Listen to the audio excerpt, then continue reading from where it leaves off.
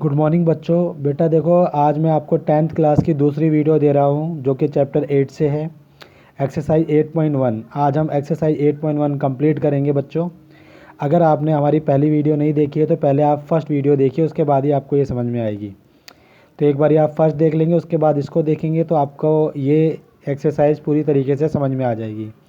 चलो बेटा, अब मैं स्टार्ट करवा रहा हूँ आपको। तो देखिए, पहला क्वेश्चन जो है एक्सरसाइज का वो है हमारा, in triangle A B C right angle at B A B is equal to 24 centimetre and B C is equal to 7 centimetre. इनकी वैल्यू आपको फाइंड करनी है। तो मैंने आपको पहले बताया ही था कि जब हमने एंगल ए को ले रखा है तो ये जो है आपका क्या कहलाएगा, बेस, और ये आपका क्या कहलाएगा, परपेंडिकुलर। ये मैंने आपको पहले बताया ही था, ठीक है। और ये आपका हाइपोटेनियस कहलाएगा। समझ में आ गया? ओके, हाइपोटेनियस चेंज नहीं होता है और ये दोनों एंगल के हिसाब से चेंज हो जाते हैं। अब हम इसमें करते हैं। तो देखो बच्चों, इसके अंदर हमें दो की वैल्यू तो पता है, इसकी और इसकी पता है। तो पहले मैंने लिखा in right angle triangle A B C, ठीक है।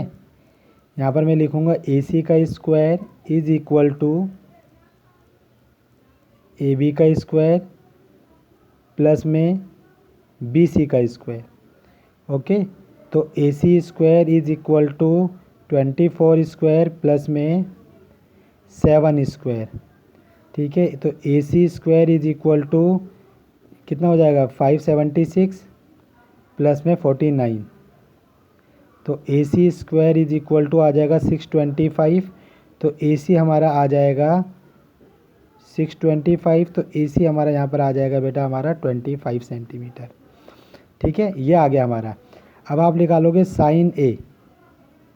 साइन ए क्या होता है? साइन ए होता है बेटा, आपने ये फॉर्मूला तो सीखा ही होगा, पी ए बी अपॉन में एच एच ए।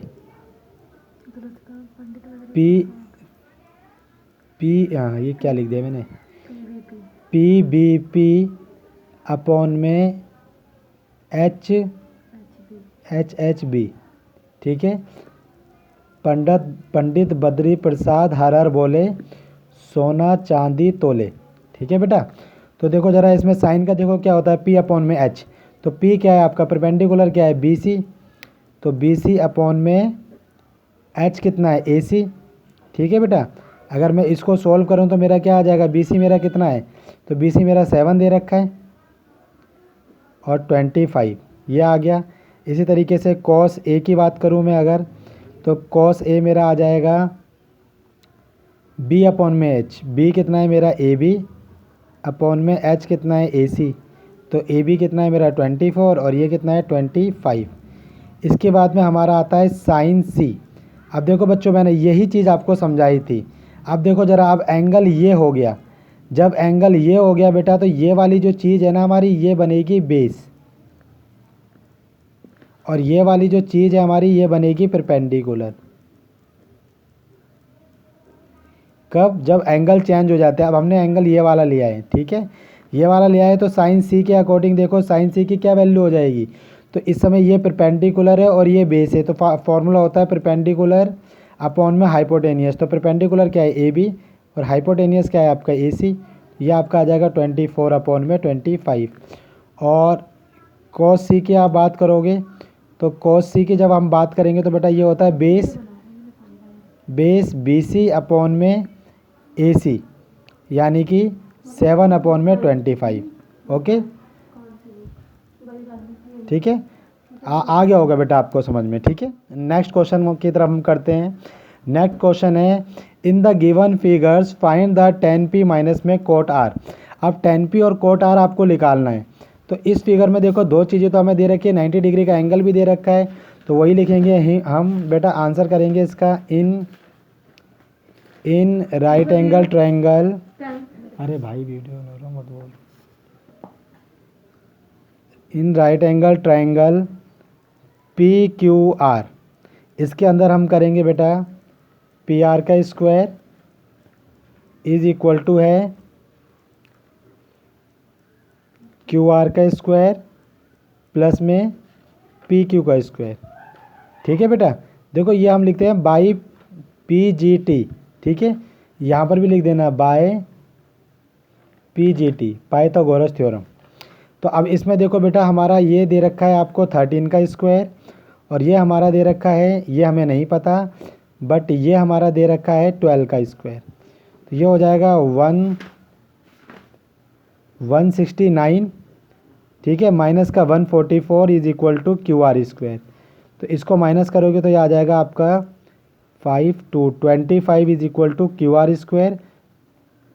तो क्यू आर देखो 25 is equal to Q R आ जाएगा, और क्यू आर की जो वैल्यू आ जाएगी मेरी वो आ जाएगी 5 सेंटीमीटर। क्लियर हो गया बच्चों? अब देखो ज़रा, यहाँ पर मेरा क्यू आर निकल गया। अब मुझे क्या निकालना है, 10p अपॉन में कोट आर। तो देखो ज़रा, मैंने सबसे पहले निकाला 10p।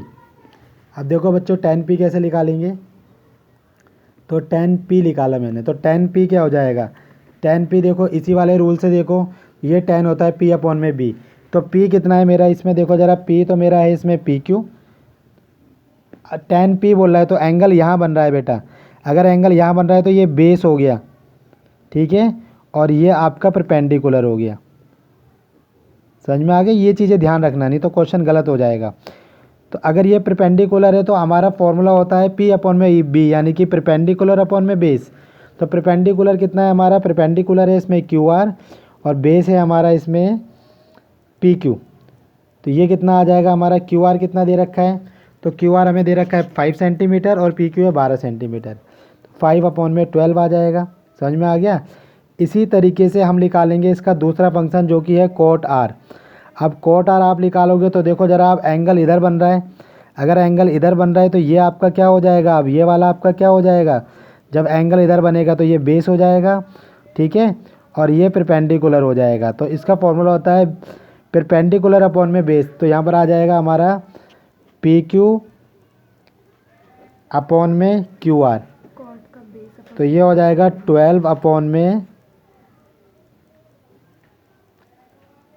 एक मिनट बेटा, तो इसका एक मिनट, इसका फॉर्मूला क्या होता है, इसका फॉर्मूला हो जाएगा ये आपका बेस अपॉन में परपेंडिकुलर। इसका फॉर्मूला हो जाएगा बच्चे कोट आर का फॉर्मूला हो जाएगा बेस अपॉन में परपेंडिकुलर। तो बेस कितना है इस समय हमारा, बेस है इसमें QR, अपॉन में परपेंडिकुलर कितना है, परपेंडिकुलर है PQ।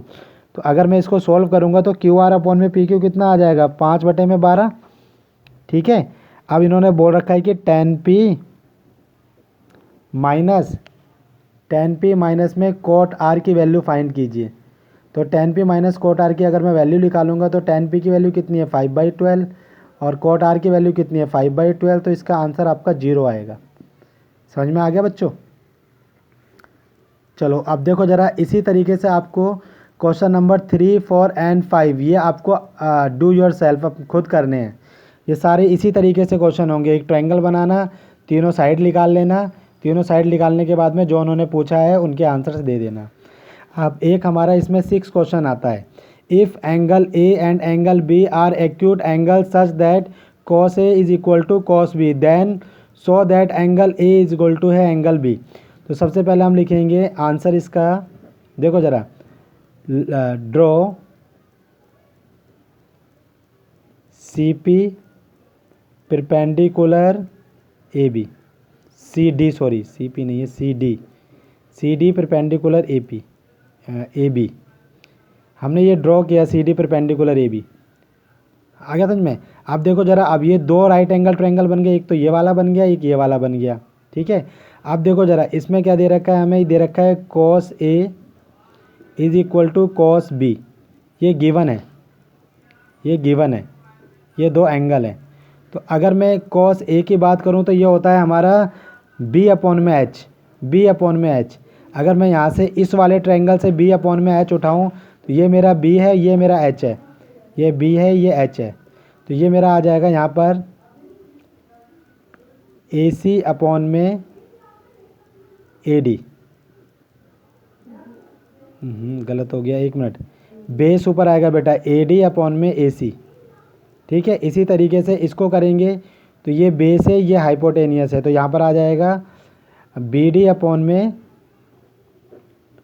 B C, B D upon में बी सी आ गया ये।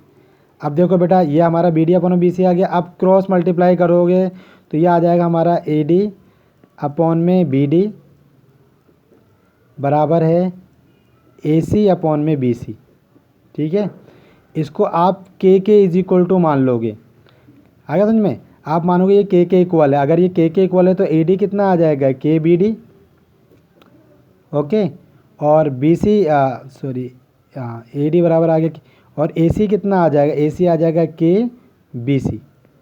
इसको हमने इक्वेशन फर्स्ट मान लिया। ठीक है बेटा, अब हम लेंगे in right angle triangle A D C. अगर हम इसके अंदर की बात करें बच्चे तो हमारा ए सी का स्क्वायर क्या आ जाएगा, ये आ जाएगा हमारा ए डी स्क्वायर प्लस में सी डी स्क्वायर। यहाँ से मुझे क्या करना है, सी डी स्क्वायर की वैल्यू फाइंड करनी है, तो ये आ जाएगा ए सी स्क्वायर माइनस में ए डी स्क्वायर। ठीक है, इसको मैंने इक्वेशन 2 मान लिया। अब मैंने लिया in right angle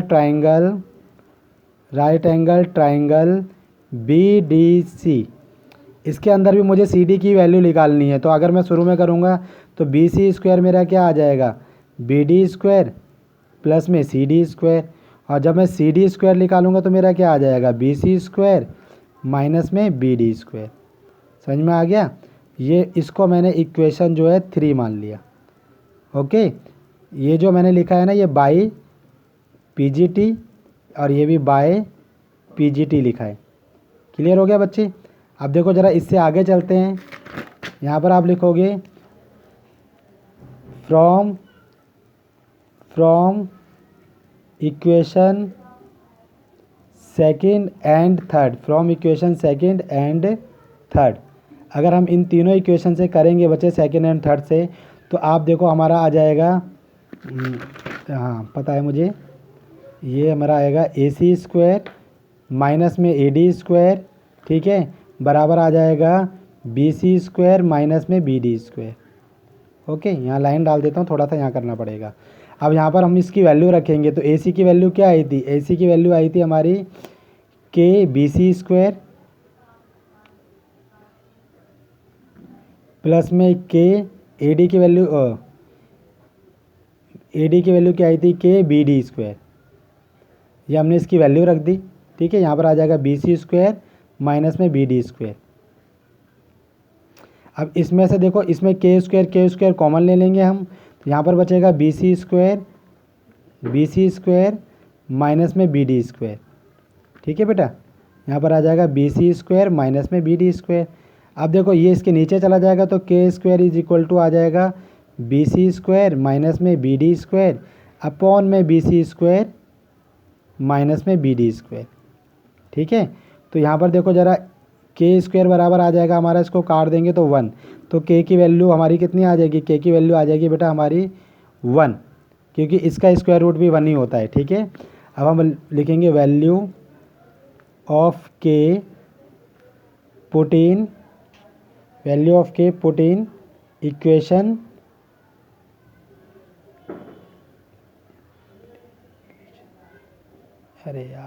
put in equation first में पुट करेंगे। तो बेटा हम उसमें पुट करेंगे ए सी इज इक्वल टू है के, ए C square is equal to है के बी सी स्क्वायर। यही था ना,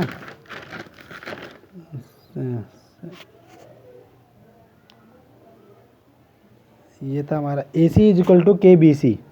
ए सी इज इक्वल टू है के बी सी, तो हम के की जगह 1 रख देंगे, तो A C is equal to 1 B C.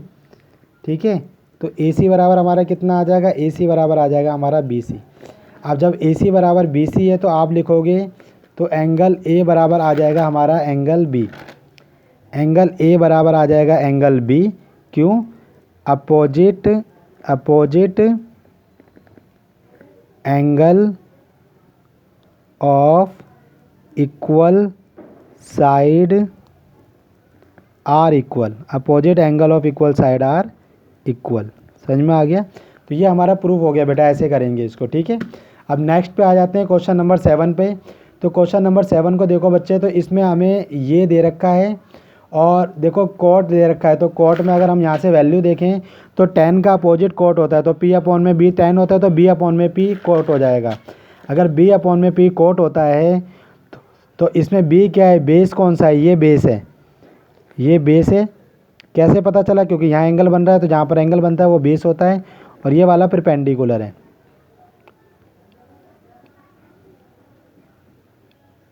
Perpendicular, ठीक है, ये बेस है, ये परपेंडिकुलर है। तो बेस कितना दे रखा है, इसमें बेस दे रखा है 7 और परपेंडिकुलर दे रखा है 8।